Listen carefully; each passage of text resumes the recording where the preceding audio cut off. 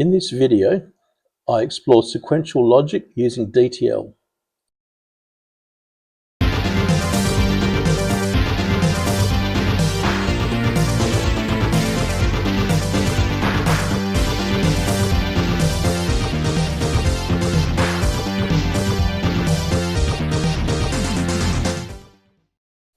When exploring sequential logic, the flip-flop is the best starting point.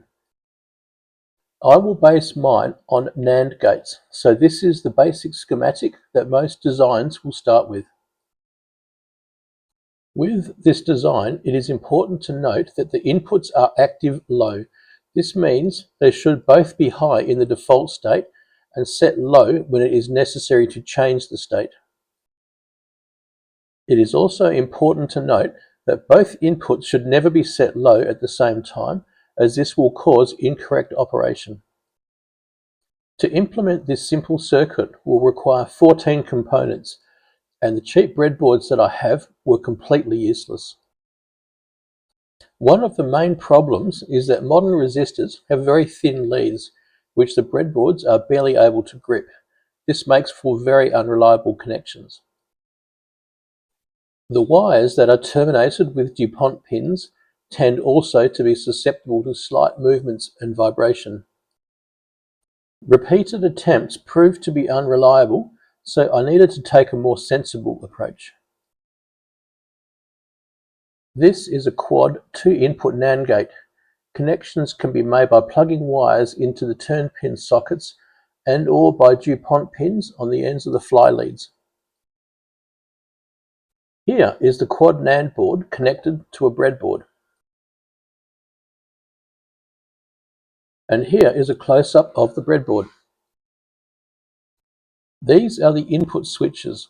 Wherever possible, the one on the left will be for the clock pulse. These two LEDs will be given similar purposes depending on the circuit being tested at the time. As will these. Before each test, their purposes will be explained. Now, let's test the basic circuit and make sure that it actually works. I will just use these LEDs for the two outputs. Reset. The output is now off. Set. The output is now on. Did you notice this LED flickering a few times? This was due to a wire losing contact. Let's add a clock input and convert it into an SR flip-flop. Now, let's look at the design. As you can see, this is just the same circuit with two extra NAND gates. The first thing it does is block inputs A and B from changing the output unless the clock is high. The second thing it does is invert the inputs so that they are now all active high. Here is the schematic.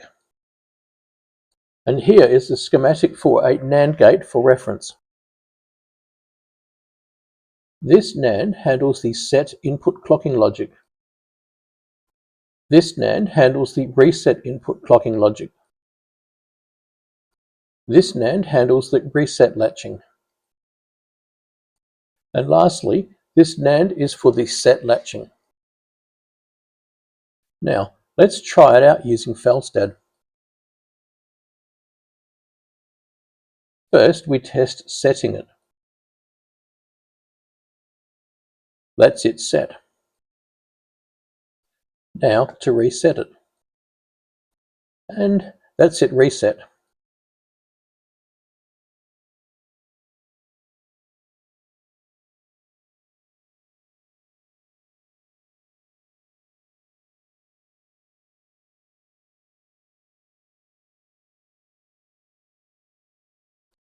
Let's try both. As you can see, the outputs are both on whilst clock is high.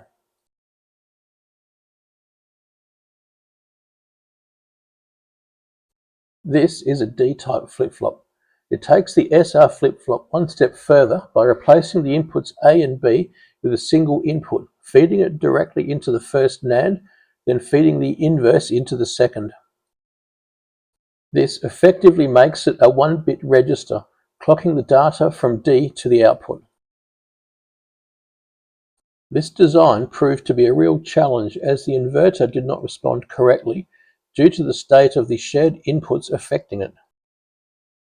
If one of the inputs is low, the other input does not affect the connected gates because the current through the 10K resistor is grounded. If they are both high, a small voltage is sent down both inputs. Since the inputs are high and an external pull-up was holding them high, this should not have made a difference. One suspicion was that the 220 ohm resistor that pulls the input low was not allowing enough current to flow, but the input was coming from a switch that was grounded without a resistor. Then I realized that it has to be the inverter that's the problem, not the inputs of the gates. Since I haven't had any problems with the NANDs, I decided to try this. Look familiar? This is basically a single input NAND gate. The important difference between the two inverter designs is that this one is not controlled by a high signal, but instead responds to a low. Interestingly, the circuit worked fine in Felsted with both inverter designs. This was what made me think it was an input level issue. So let's try it out using Felsted.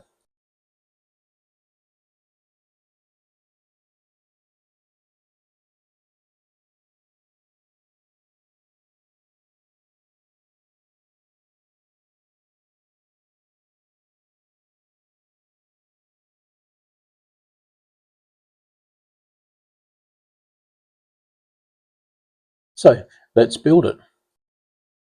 Well, this is the same breadboard as before, but with a few changes. This switch is for the clock input. This switch is for the data input. This is the inverter. These two LEDs will show the state of the data input, taken from either side of the inverter. And these two LEDs will show what's on the outputs of the gate.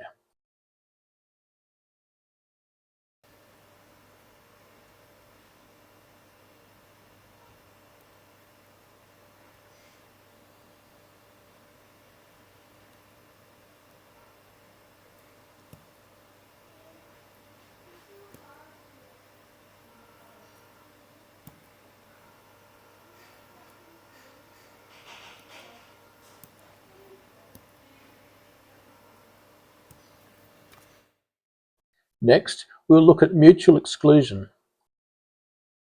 Look familiar? When looking into how to create a mutual exclusion circuit, this is what I came up with. But this is just an ordinary flip-flop circuit, so can't possibly be correct. But it is. The only difference is that I will place inverters on the outputs so it makes sense. Let's take a look in Felsted. First, here is this flip-flop circuit being used as an SR flip-flop.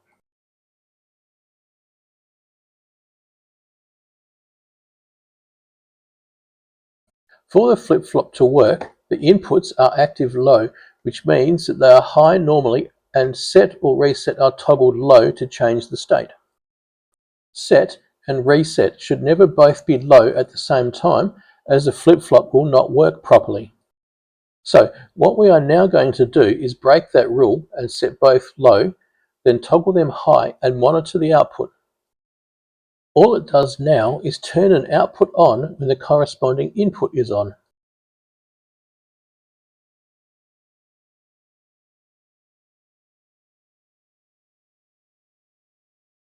Now we can see that turning any input on will prevent the other input from turning on.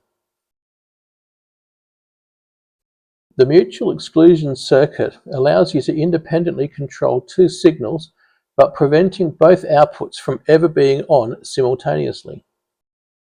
In early relay-based elevator control systems, this type of circuit converted direction signals to motor control signals. Since this is just an SR flip-flop, there's no need to demonstrate it on a breadboard again. For more complex designs, such as JK flip-flops and master-slave flip-flops, it will be necessary to look at a more robust method of implementing designs. This will be the topic for a future video. Stay tuned.